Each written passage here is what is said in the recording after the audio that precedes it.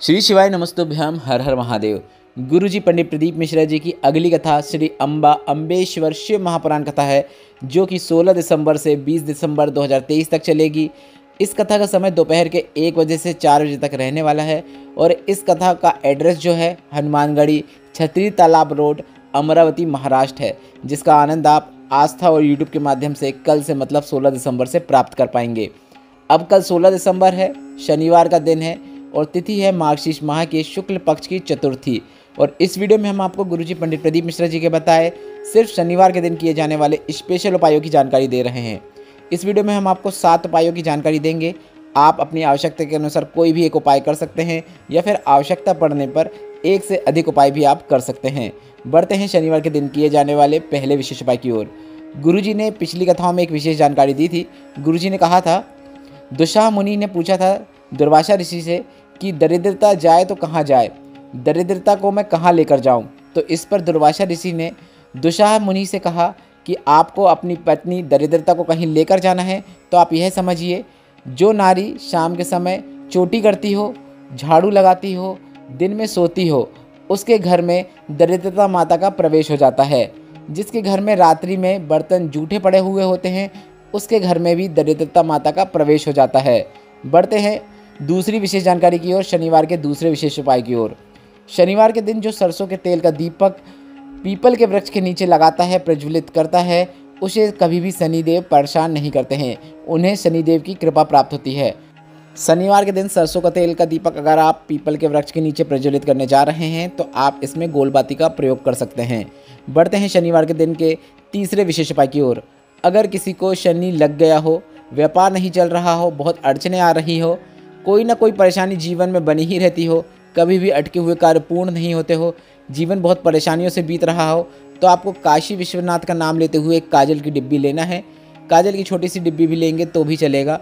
और उस व्यक्ति के ऊपर जिसके जीवन में बहुत परेशानियां चल रही हो, कष्ट चल रहे हो, दुख चल रहे हो, उसके ऊपर से 21 बार काशी विश्वनाथ का नाम लेते हुए उस डिब्बी को उतार कर किसी भी पेड़ के नीचे जाकर गड्ढा खोद कर उसे आप गड़ा दीजिए। आप पीपल के वृक्ष के नीचे भी जाकर गड्ढा खोद कर उसे गड़ा सकते हैं।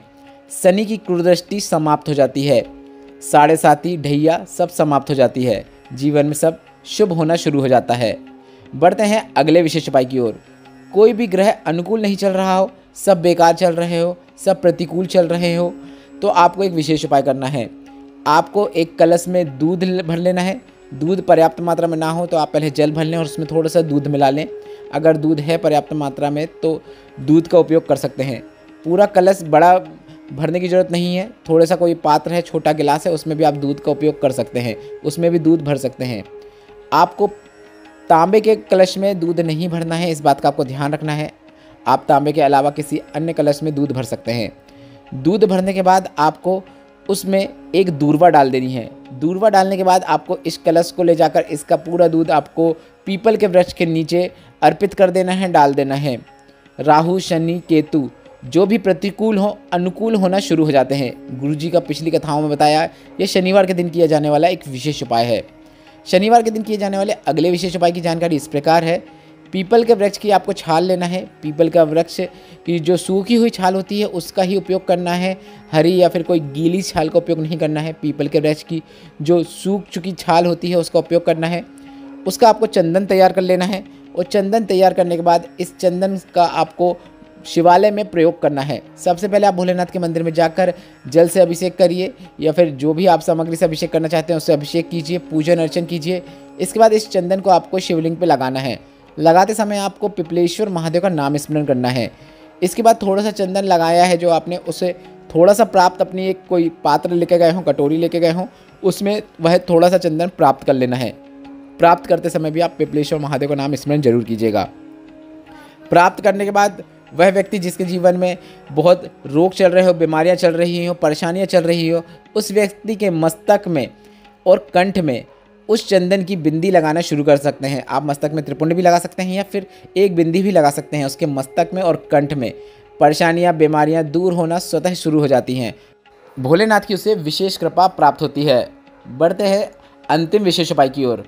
अगर आपका कोई काम पूर्ण नहीं हो रहा हो, बहुत दिन लग गए हो, बहुत समय लग गया हो, काम बनता नहीं हो, तो आपको एक विशेष उपाय करना है। गुरुजी ने कहा अगर आपके जीवन में आपने पूरा प्रयास कर लिया फिर भी आपका कार्य नहीं हो रहा है, अगर आप कोई एग्ज़ाम में शामिल हो रहे हैं, उसमें आपने कई बार प्रयत्न कर लिया फिर भी सफलता नहीं मिल रही है, तो आपको भोलेनाथ का नाम उल्टा लेना शुरू कर देना है।